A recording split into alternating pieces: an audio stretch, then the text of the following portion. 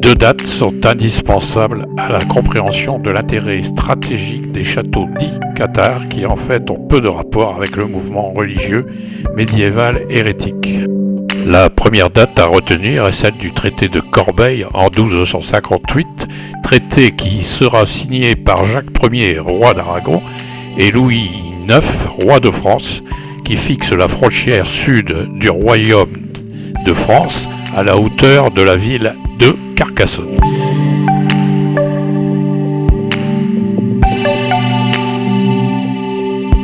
La cité fait partie du système de défense entre la France et l'Aragon, avec aux avant-postes ce qu'on appelle les 5 fils de Carcassonne, appelés aujourd'hui citadelle du Vertige. Aguilar, Termès, Puy-Laurens, Quéribus sont avec Pérepertus les 5 forteresses les plus au sud du royaume de France.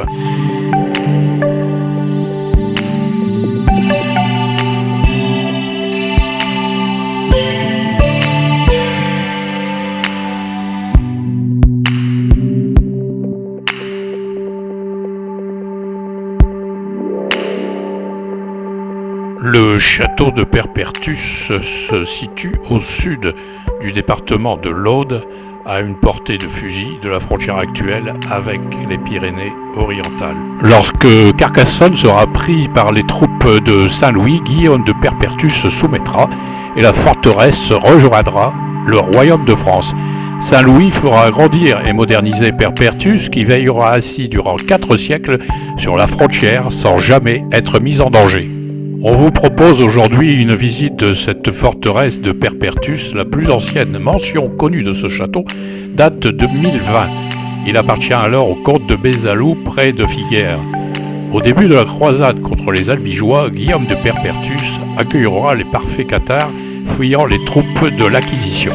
4 siècles exactement après le traité de Corbeil, le traité des Pyrénées, signé en 1659 entre Louis XIV et Philippe IV du royaume d'Espagne, fixera la frontière actuelle. Les 5 fils de Carcassonne perdent ainsi tout intérêt stratégique. Le destin de ces châteaux dits cathares se termine donc en 1659.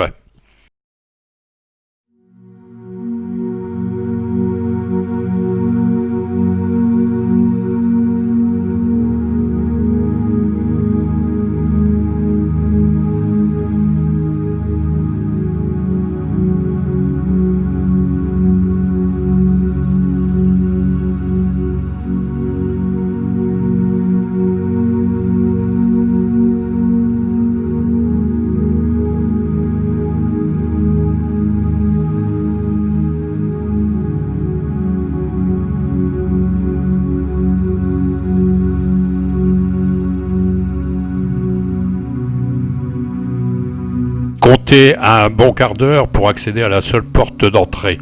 Le chemin étant assez accidenté, il est non praticable pour les personnes à mobilité réduite.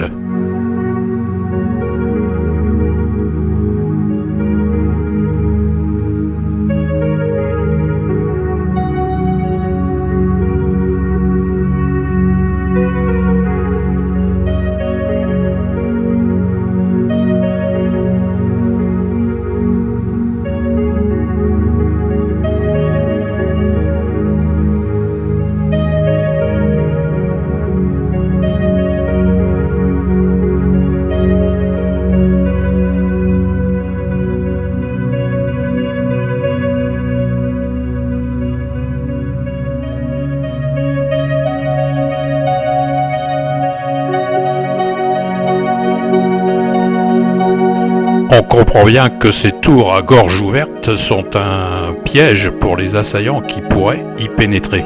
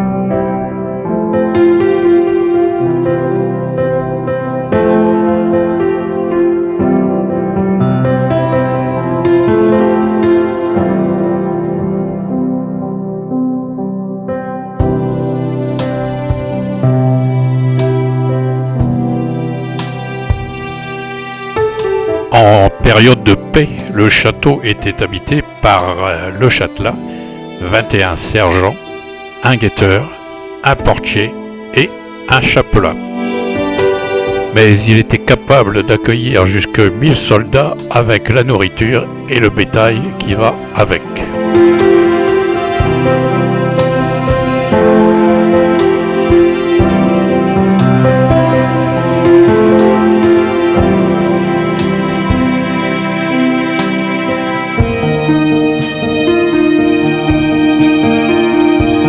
L'église Sainte-Marie de Perpertus est un édifice roman de la fin du XIe siècle, début XIIe, long de 14 mètres.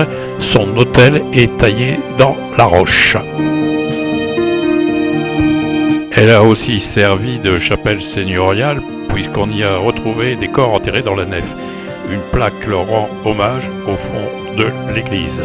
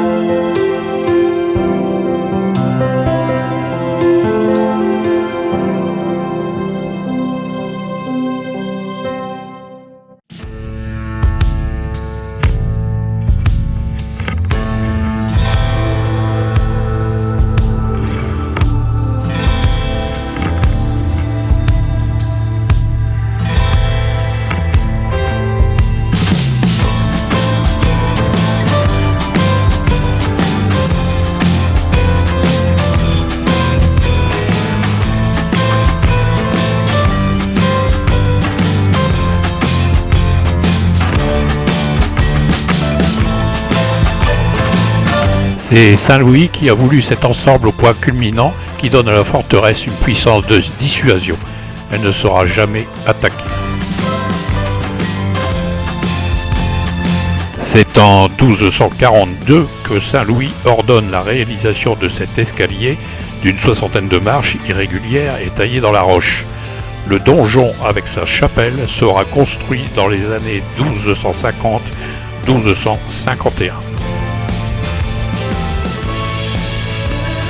Cet escalier relie l'ancien château au donjon San Jordi, beaucoup plus récent, pour renforcer la forteresse.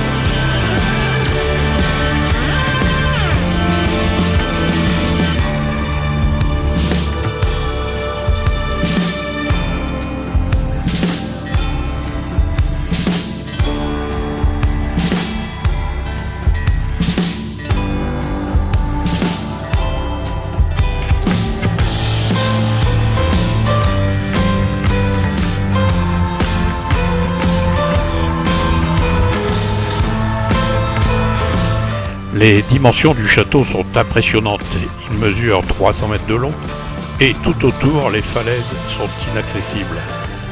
Jamais aucune armée n'aura tenté la conquête de cette forteresse qui reste une des plus belles réussites des architectes du Moyen-Âge.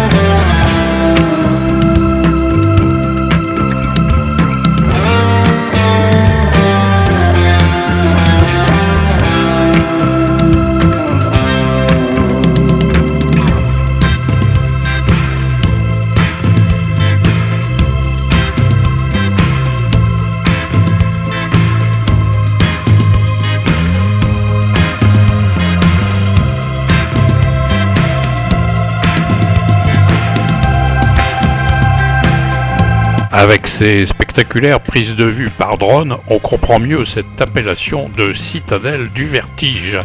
Cette visite de Père Hubertus se termine et on vous donne rendez-vous pour celle du très spectaculaire château de Quéribus sur la commune de Cucugnan.